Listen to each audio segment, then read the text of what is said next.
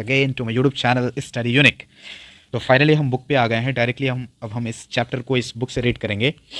सबसे पहले तो मैं हर एक से रिक्वेस्ट करूँगा कि इस चैप्टर पे गाइज हमारी बहुत सारी वीडियोस बन चुकी हैं, 4-5 वीडियोस सेपरेट हम बना चुके हैं इसी टॉपिक पे, इसी चैप्टर पे। तो इस चैप्टर में, इस टॉपिक में जितने भी चीज़ें डिस्कस की गई हैं ना, उन सारी चीज़ों को हमने बहुत ही डिटेल में देखा है। तो आई रिक्वेस्ट एवरीवन कि पहले उन वीडियोज़ को जाकर के ज़रूर देख लें। उसके बाद जब आप इस वीडियो को देखेंगे ना, तो ये एक तरह से आपका रिवीजन होगा, क्योंकि ये सारी चीज़ें हम ऑलरेडी बहुत ही डिटेल में पूरी कंसेप्चुअल क्लैरिटी के साथ डिस्कस कर चुके हैं। अब हम इस चैप्टर को इस बुक से रीड कर लेते हैं, ताकि अगर कोई भी चीज़ मिस हो गई हो तो वो यहाँ से कवर अप हो जाए। ओके, तो now will start the chapter. The earth in the solar system, ये हमारा चैप्टर था।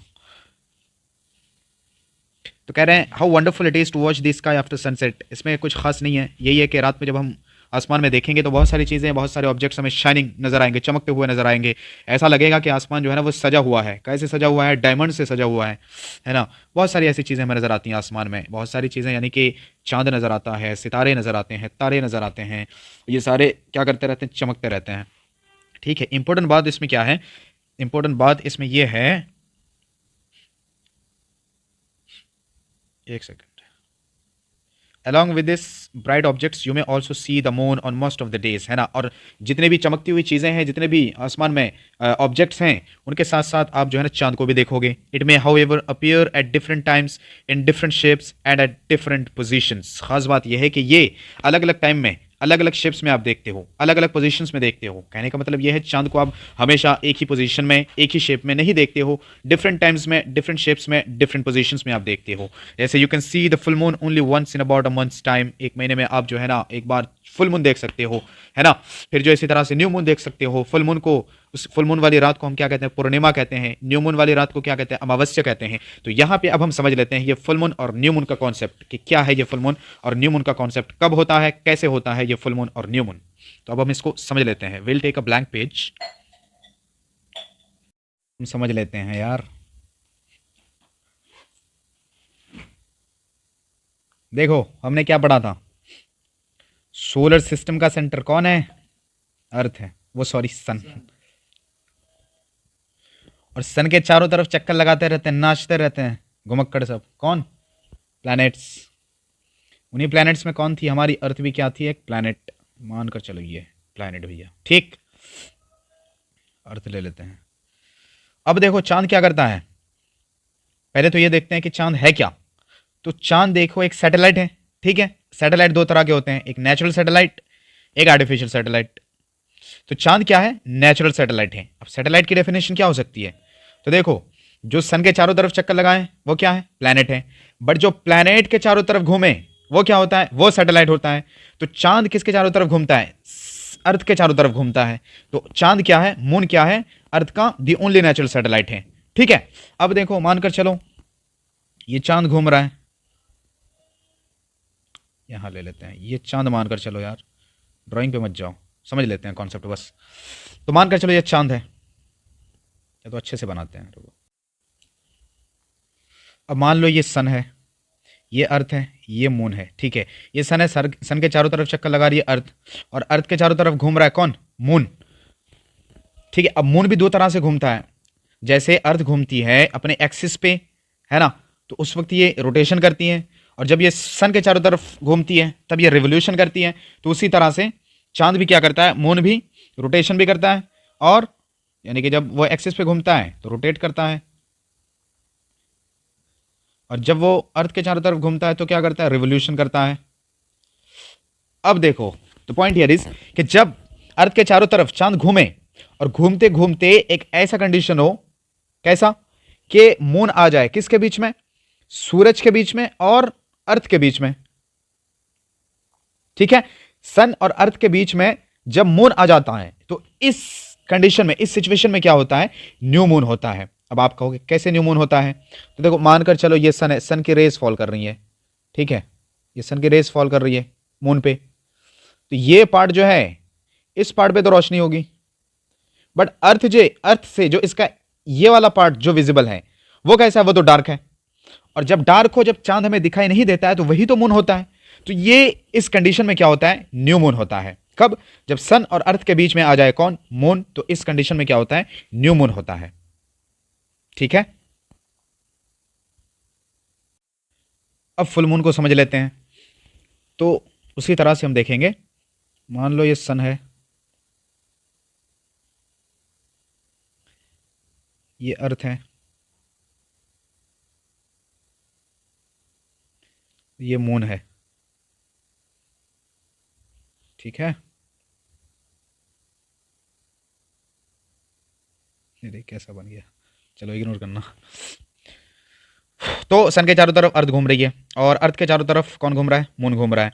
तो जब मून अर्थ के बिल्कुल ऑपोजिट साइड पे आ जाए, कहां से, किससे, सन से, ये सन है, ये सन है, ये अर्थ है, तो यहां पे जब मून आ जाए ना, तो इस टाइम पे क्या होगा, इस टाइम पे फुल मून होता है। इस टाइम पे क्या होता है, फुल मून होता है।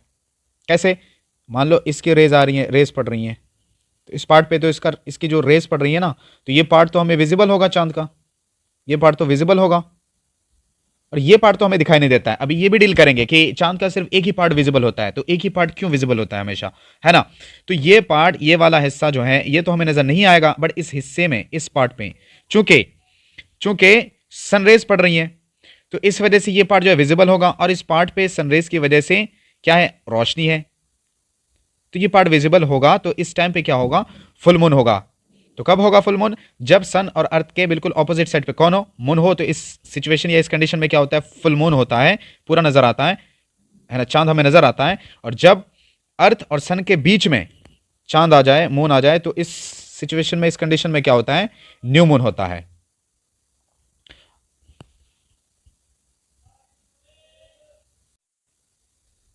ये पिक्चर देखो, बेहतर समझ आएगा। देखो ये सन है, ये सन है, ये क्या है, देखो मून है, ये मून है, और ये अर्थ है। तो अर्थ से देखो, अर्थ से देखो, ये हिस्सा जो नजर आ रहा है, ये कैसा बिल्कुल डार्क है, और इस हिस्से में देखो लेफ्ट साइड में, तो इसमें तो रोशनी है, सनरेज फॉल कर रही है। तो इस टाइम पे देखो ये मून कहां पे है, देखो सन के और अर्थ के बीच में है, सन के और अर्थ के बीच में है। तो इस कंडीशन में क्या होता है, न्यू मून होता है। और इसी तरह से फुल मून की एक पिक दिखाता हूं मैं। ये देखो, ये सन है, ये अर्थ है, और ये मून है, तो बिल्कुल ऑपोजिट साइड में है। तो इस कंडीशन में क्या होता है, फुल मून होता है, ठीक है। तो फुल मून नाइट को क्या कहते हैं, पूर्णिमा कहते हैं, और न्यू मून नाइट को क्या कहते हैं, अमावस्या कहते हैं। अब यहां कह रहे, do you wonder why can't we see the moon and all those bright tiny objects during day time.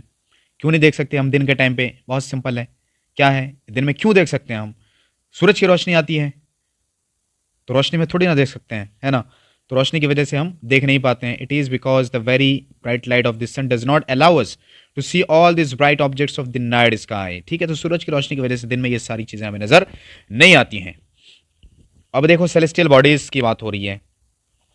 The sun, the moon and all those objects shining in the night sky are called celestial bodies. Celestial bodies क्या है, तो सन, moon और जितने भी वो चमकती चीजें हैं, चमकते ऑब्जेक्ट्स हैं आसमान में, वो सब क्या है, सेलेस्टियल बॉडीज हैं, ठीक है। अब कह रहे हैं some celestial bodies are very big and hot. कुछ सेलेस्टियल बॉडीज ऐसे हैं जो बहुत ही बड़े हैं, बहुत ही हॉट हैं। They are made up of gases, वो गैस से बने हुए होते हैं। They have their own heat and light. अब देखो यहां पे एक चीज है, क्या है कि आसमान में सेलेस्टियल बॉडीज में बहुत कुछ है, बहुत सारे ऑब्जेक्ट्स हैं, है ना। उनमें बहुत सारी चीजें ऐसी हैं, बहुत सारे ऑब्जेक्ट्स ऐसे हैं जिनकी अपनी हीट होती है, जिनकी अपनी लाइट होती है, और बहुत सारे ऑब्जेक्ट्स ऐसे हैं जिनकी अपनी हीट भी नहीं होती बहुत, और अपनी लाइट भी नहीं होती है। उनको दूसरों से लाइट ट्रांसमिट होती है, हीट उनको दूसरों से मिलती है, दूसरे ऑब्जेक्ट से मिलती है। तो अब यहाँ पे स्टार्स का कॉन्सेप्ट आता है। एक स्टार होता क्या है ना। तो सन भी क्या है, हमारा स्टार है। क्यों है, क्योंकि स्टार वही होता है जिसकी अपनी हीट हो और जिसकी अपनी लाइट हो, उसे हम क्या कहते हैं, स्टार कहते हैं। तो इस बेसिस पे सन भी तो स्टार हुआ। क्यों, क्योंकि सन की भी अपनी हीट है और सन की अपनी लाइट भी है। तो इस बेस पे क्या हुआ, सन भी स्टार हुआ। अब देखो सन की अपनी हीट है, सन की अपनी लाइट है, बट जो प्लैनेट्स हैं, जैसे हमारी अर्थ है, तो ये प्लैनेट है, तो क्या ये स्टार है, बिल्कुल नहीं है। क्यों नहीं है, क्योंकि ना ही इसकी अपनी हीट है और ना ही इसकी अपनी लाइट है ना। तो इसको लाइट और हीट कहां से मिलती है, ऑब्वियसली सूरज से मिलती है, सन से मिलती है ना। और स्टार वही होता है जिसकी अपनी हीट हो, जिसकी अपनी लाइट हो, तो इसकी लाइट ट्रांसमिट होती है, इस यही हीट प्रोवाइड करता है, किसको, अर्थ को करता है और सारे प्लैनेट्स को। ठीक है। तो अर्थ इसी वजह से क्या है, एक प्लेनेट है, स्टार नहीं है। और सन क्या है, एक स्टार है। क्यों स्टार है, क्योंकि इसकी अपनी लाइट है, अपनी हीट है। तो ये बता रहे हैं यहां पे, देखो, दे have their own heat and light, उनकी खुद की हीट भी होती है और अपनी लाइट भी होती है, which they emit in large amounts, large amount में वो उनको एमिट भी करते हैं। This celestial bodies are called stars, तो इन सेलेस्टियल बॉडीज को हम क्या कहते हैं, स्टार्स कहते हैं। तो याद रखना कि सारे सेलेस्टियल बॉडीज जो है वो स्टार्स नहीं है ना। क्यों नहीं है, क्योंकि सारे सेलेस्टियल बॉडीज की अपनी हीट और अपनी लाइट नहीं होती है, इसी वजह से सारे सेलेस्टियल बॉडीज स्टार्स नहीं है। The sun is a star, sun क्या है, एक स्टार है। क्यों है, बता दिया, अपनी हीट है, अपनी इसकी लाइट है। अब कह रहे हैं countless twinkling stars in the night sky are similar to the sun. अब देखो, सूरज की तरह और भी तो चमकते सितारे हैं आसमान में, ठीक है ना। सूरज भी एक स्टार है, ठीक है, मान लिया, मान क्या लिया, यही है। तो सूरज एक स्टार है, बट स्टार्स तो और भी हैं जो चमकते हुए हमें नजर आते हैं रात के टाइम पे। But we do not feel their heat और लाइट, मगर हमें ना उनकी उनकी लाइट उस कैपेसिटी में देखने को मिलती है जिस कैपेसिटी में सन की देखने को मिलती है, और ना ही उनकी हीट हमें महसूस होती है, हीट हमें फील होती है उस कैपेसिटी में जिस कैपेसिटी में हमें सन की हीट महसूस होती है। तो ऐसा क्यों होता है, वो भी तो स्टार्स ही है ना। तो इसका आंसर क्या है, इसका आंसर ये है, because they are very very far from us. इसका आंसर क्या है, वो हमसे बहुत दूर हैं। कौन, जो सन की तरह और स्टार्स हैं। देखो, सन तो हमारा नियरेस्ट स्टार है, सन हमारा नियरेस्ट स्टार है, बट सन की तरह जो और स्टार्स है ना, वो हमसे काफी दूर है, बहुत दूर है। यही वजह है कि हमें उनकी लाइट भी उस कैपेसिटी में नहीं नजर आती और ना ही उनकी हीट हमें उस कैपेसिटी में महसूस होती है, फील होती है। क्यों नहीं होती, क्योंकि वो हमसे बहुत दूर है। अब देखो, एक चीज आती है constellation. While watching the night sky, you may notice various patterns formed by different groups of stars.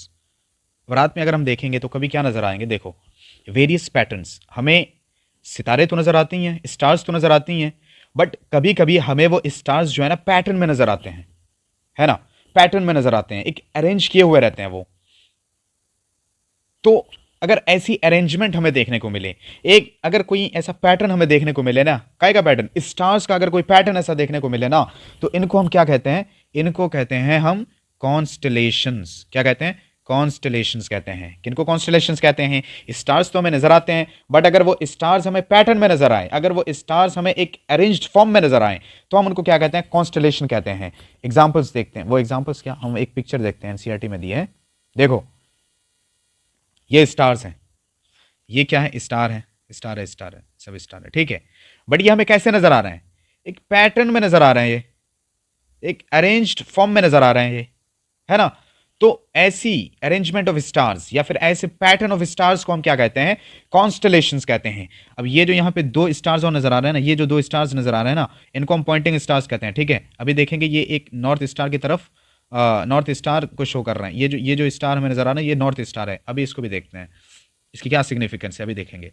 तो देखो, while watching the night sky you may notice various patterns formed by different groups of stars, these are called constellations। तो ऐसे जो various patterns हमें नजर आते हैं ना स्टार्स के, इनको हम कॉन्स्टलेशन कहते हैं। उर्सा मेजर और Big Bear is one such constellation. तो ये जो हमने देखा ना, ये पैटर्न, तो ये क्या है, उर्सा मेजर की एक एग्जांपल है, यानी इसको उर्सा मेजर या फिर बिग बियर कहते हैं। तो ये एक एग्जांपल है।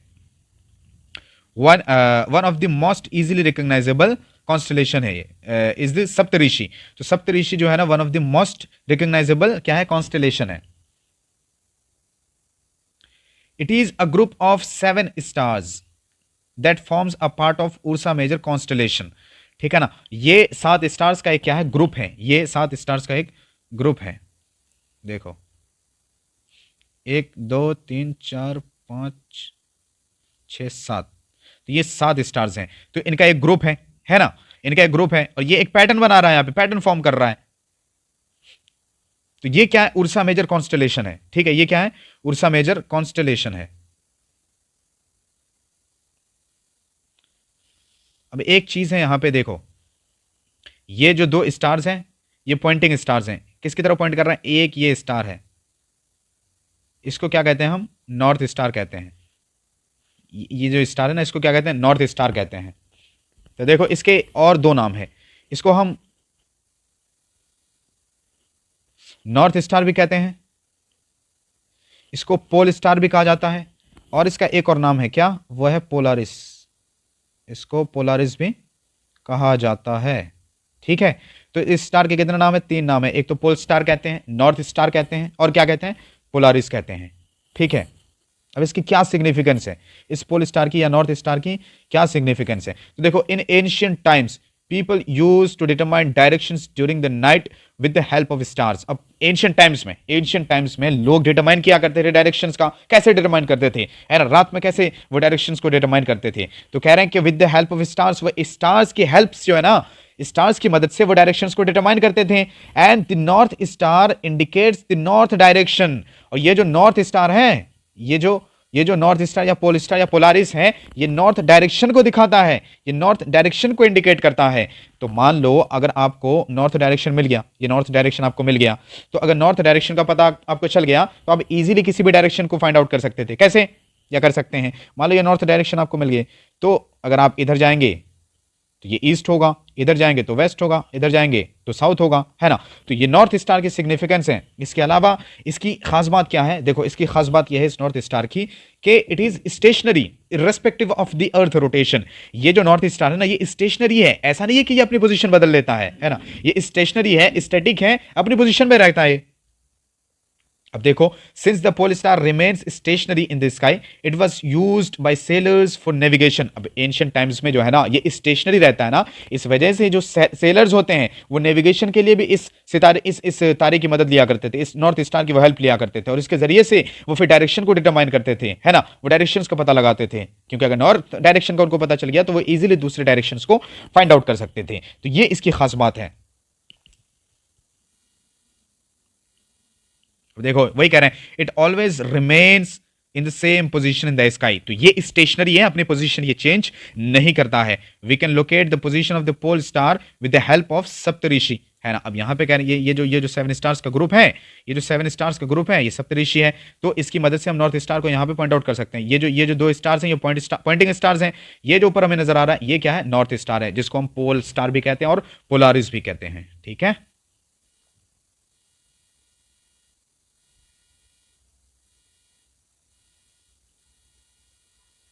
अब बात आती है किसकी? प्लैनेट्स की। बहुत ही डिटेल में हमने इनको देखा है गाइस, इसलिए मैं रिक्वेस्ट करूंगा कि पहले उन वीडियोस को आप एक बार जरूर देख लें। ठीक है। अब देखो, some celestial bodies do not have their own heat and light. कुछ सेलेस्टियल बॉडीज हमने पहले भी डिस्कस किया ना कि बहुत सारे सेलेस्टियल बॉडीज हैं जिनकी अपनी लाइट और हीट तो है, बट बहुत सारे ऐसे हैं जिनकी अपनी हीट और लाइट नहीं है, दूसरों से ट्रांसमिट होती है ना? They are lit by the light of the stars. तो देखो, जिनकी अपनी लाइट नहीं है, उनको कहां से लाइट मिलती है? दूसरे स्टार्स से मिलती है।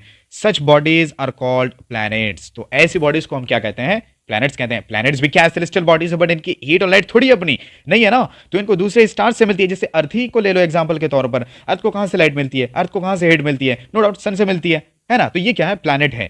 The word planet comes from the Greek word planetai. तो ये वर्ड जो प्लैनेट है ना, कहां से आता है? एक ग्रीक वर्ड प्लैनेटाई से आता है। इसका मतलब क्या होता है? विच मीन्स वैंडरर्स, जिसका मतलब क्या होता है? घुमक्कड़। तो घूमने वाला, है ना, जो घूमता रहे, उसको क्या कहते हैं? प्लैनेटाई का ये मतलब होता है। कहां से आता है ये प्लैनेट वर्ड? प्लैनेटाई एक ग्रीक वर्ड से आता है। अब देखो, the earth on which we live is a planet. तो जिस पे हम रह रहे हैं ना, अर्थ पे, ये क्या है? एक प्लैनेट है। Everybody knows that. तो it gets all its heat and light from the sun, है ना? तो इसको लाइट और हीट कहां से मिलती है? सूरज से मिलती है। और सूरज देखो क्या है? Which is our nearest star. ये क्या है? हमारा नियरेस्ट स्टार है। अभी यही बात हमने पहले फर्स्ट पेज में हमने पढ़ी, क्या कि दूसरे भी स्टार्स हैं, बट उनकी लाइट और हीट तो हमें उस हिसाब से, उस कैपेसिटी में फील नहीं होती है ना, जिस तरह से, जिस कैपेसिटी में सन की होती है। तो इसका आंसर तो वही दिया ना कि वो स्टार्स, दूसरे स्टार्स जो वो हमसे काफी दूर है, they are very far from us, इस वजह से हम फील नहीं कर पाते उनकी हीट को। बट सूरज जो है ना, सन जो है ना, this is our near star. ठीक है। If you look at the earth from great distance से the moon, it will appear to be shining just as the moon, है ना? अगर हम ग्रेट डिस्टेंस से अर्थ को देखेंगे ना, जैसे मून को कह लो फॉर एग्जाम्पल, तो it will appear to be shining just as the moon. तो ये वैसे ही शाइन करता हुआ नजर आएगा जैसे कि चांद। ठीक है। अब देखो, मून की बात की थी हमने। The moon that we see in the sky is a satellite. ये तो बात की थी हमने जब फुल मून और न्यू मून को पढ़ रहे थे। तो मून को, जो कि हमें आसमान में नजर आता है, जिसको हम देख पाते हैं आसमान में, ये क्या? एक सैटेलाइट है। ठीक है। ये हमने कहा क्या कि अगर सन के चारों तरफ जो घूमते हैं ना, उनको प्लैनेट्स कहते हैं, बट जो प्लैनेट्स के चारों तरफ घूमते हैं उनको क्या कहते हैं? सैटेलाइट कहते हैं। तो अर्थ के चारों तरफ कौन घूमता है? मून घूमता है। तो मून क्या है? एक सैटेलाइट है, अर्थ का नेचुरल सैटेलाइट है। It is a companion of our earth and moves around it, है ना? ये अर्थ का क्या है? कंपेनियन है और इसके चारों तरफ मूव करता है ये, लाइक और earth there are 7 other planets that get heat and light from this sun. अब अर्थ की ही तरह, हमारी अर्थ की ही तरह और भी दूसरे कितने प्लैनेट्स हैं? 7 प्लैनेट्स हैं, यानी including the earth there are total 8 planets, है ना, जिनको हीट और लाइट मिलती है। किससे? सन से मिलती है। Some of them have their moons too. अब उनमें से कुछ प्लैनेट्स ऐसे हैं जिनका अपना मून भी होता है, जैसे अर्थ है तो इसका अपना मून है, तो इस तरह के और भी कुछ प्लैनेट्स हैं जिनका अपना मून है, और कुछ ऐसे हैं जिनके अपने मून नहीं है, यानी कि कुछ का सैटेलाइट है, कुछ का सैटेलाइट नहीं है। ठीक है, तो ये बात हुई किसकी? प्लैनेट्स की। वीडियो ज़्यादा लंबी ना हो जाए गाइस, इस वजह से हम इस वीडियो को यहीं एंड करते हैं। नेक्स्ट पार्ट में हम इस चैप्टर को पूरा रीड कर लेंगे। Okay, till then take care, bye bye, thank you.